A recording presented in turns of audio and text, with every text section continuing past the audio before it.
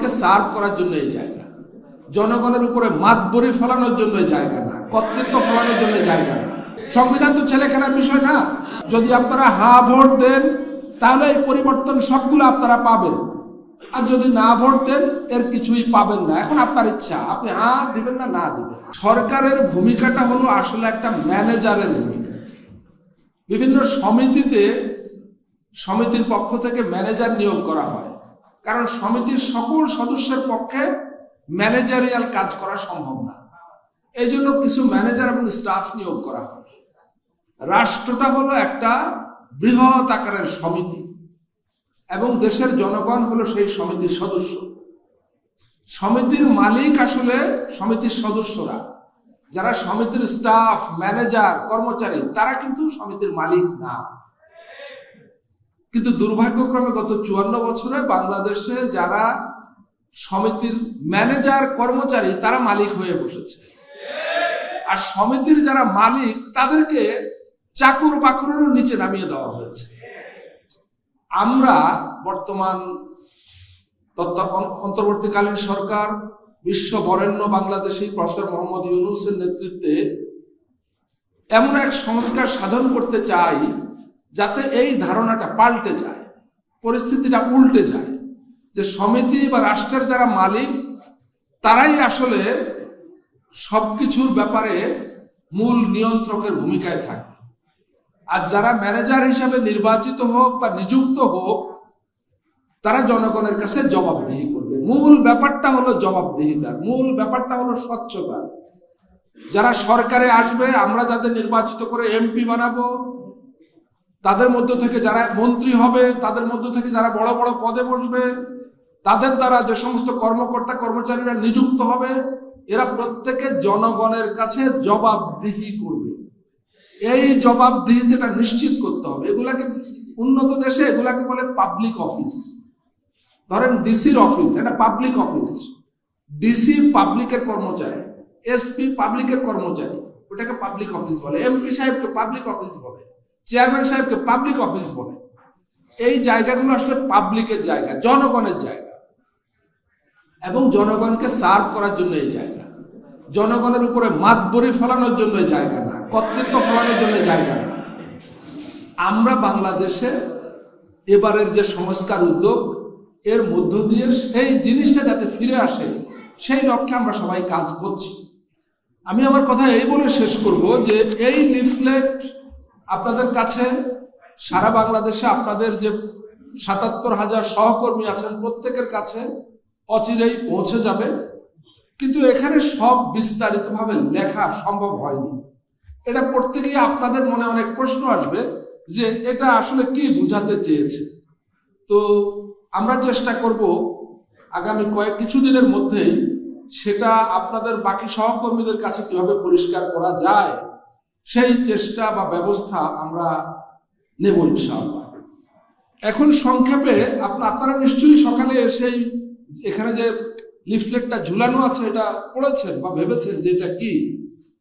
আমি আপনাদেরকে কয়েকটা বিষয়ে একটু ধারণা দিই। যে প্রশ্ন করা হয়েছে যে আপনি কি এমন বাংলাদেশ চান যেখানে তত্ত্বাবধায়ক সরকার, নির্বাচন কমিশন, পাবলিক সার্ভিস কমিশন এগুলো গঠন করবার ক্ষেত্রে সরকারি দল, বিরোধী দল একত্রে কাজ করে।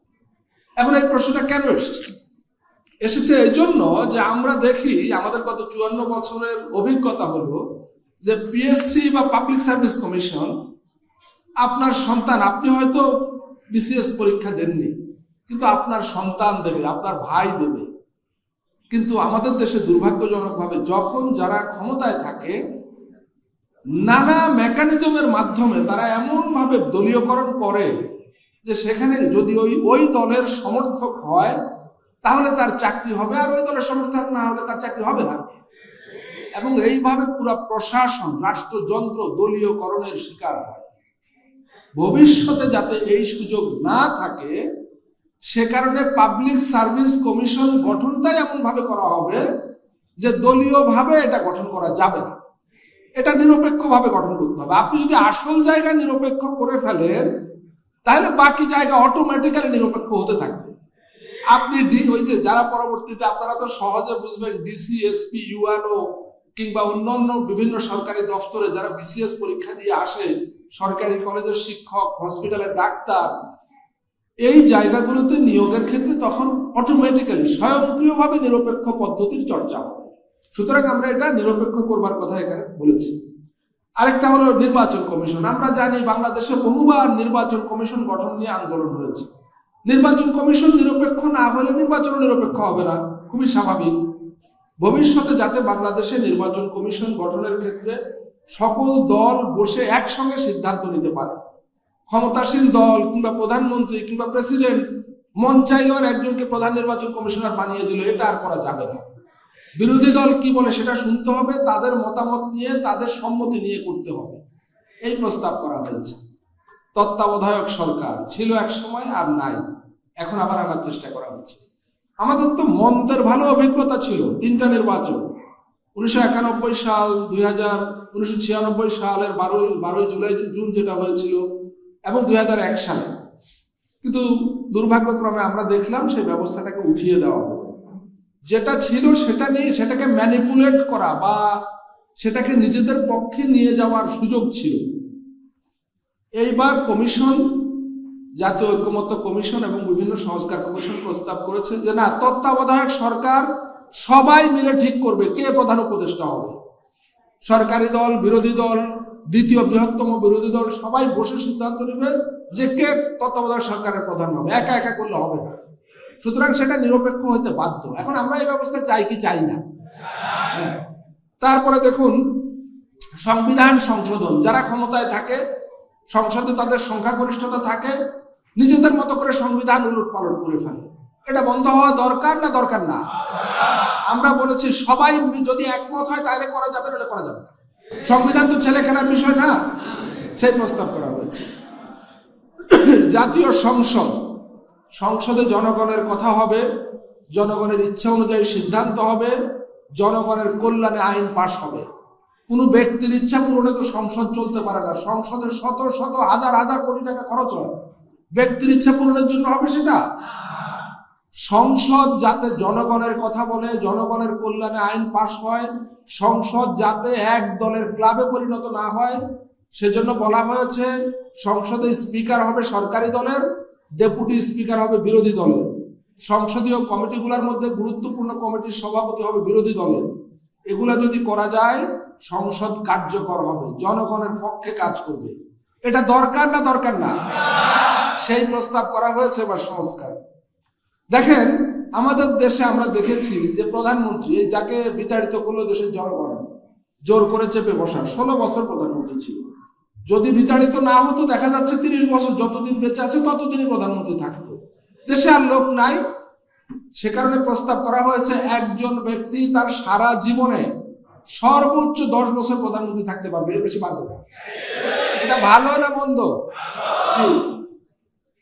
বলা হয়েছে দেশের বিচার ব্যবস্থা, আমরা জানি বিচার ব্যবস্থা দলীয়করণের কোন জায়গায় নিয়ে যাওয়া হয়েছে। বিচার ব্যবস্থা নিরপেক্ষকরণের প্রস্তাব করা হয়েছে। হাইকোর্টের বেঞ্চ, আপনি সেই জয়পুরহাট থেকে একটা রিট মামলা করার জন্য বা হাজিরা দেওয়ার জন্য আপনাকে ঢাকায় আসতে হয়। সুনামগঞ্জের তাহিরপুর থেকে আপনি মামলার হাজিরা দেওয়ার জন্য ঢাকায় আসতে হয়। এই কমিশন প্রস্তাব করেছে যে হাইকোর্টের বেঞ্চ প্রত্যেক বিভাগীয় শহরে থাকবে মানুষের সুবিধার জন্য। প্রত্যেক উপজেলায় আদালত চালু হবে। এগুলা ভালো না মন্দ? এই প্রস্তাব করা হয়েছে। এইরকম আরো আছে। আমরা দেখেছি বিগত আমলে খুনের মামলার আসামি, কুখ্যাত বহুল আলোচিত খুনের মামলার আসামি, রাষ্ট্রপতি তার ক্ষমতা বলে ক্ষমা করে দিয়েছে। যাকে খুন করেছে তার পরিবারকে জিজ্ঞেস করার প্রয়োজন মনে করেন। এবার প্রস্তাব করা হয়েছে রাষ্ট্রপতি ক্ষমা করতে পারবেন, কিন্তু যেই পরিবার ক্ষতিগ্রস্ত হয়েছে তার সম্মতি লাগবে, তার অনুমতি লাগবে। অনুমতি না দিলে হবে না। এই ধরনের অসংখ্য, আমি এখন আর এত বিস্তারিত বলতে পারবো না, সময় কম। আপনারা যখন এই বইটা পাবেন, এটা পড়বেন, আরো নানাভাবে আপনাদেরকে জানানোর ব্যবস্থা করা হবে। আপনাদেরকে জানানোর উদ্দেশ্য আসলে আপনাদের মাধ্যমে আরো বৃহত্তর জনগোষ্ঠীকে জানানো। আপনারা এক একজন অ্যাম্বাসেডর। আপনারা এই সংস্কারের বক্তব্য, এই সংস্কারের প্রস্তাব, বিধান, এগুলো জনগণকে জানাবেন। এবং গণভোটে তাদেরকে অংশগ্রহণ করতে উদ্বুদ্ধ করবেন, উৎসাহিত করবেন। জনগণকে বলবেন যে যেভাবে এখানে লেখা আছে, যদি আপনারা হ্যাঁ ভোট দেন তাহলে এই পরিবর্তন সবগুলো আপনারা পাবেন, আর যদি না ভোট দেন এর কিছুই পাবেন না। এখন আপনার ইচ্ছা, আপনি হ্যাঁ দিবেন না দিবেন। এটাই হলো আমাদের আপনাদের কাছে মেসেজ।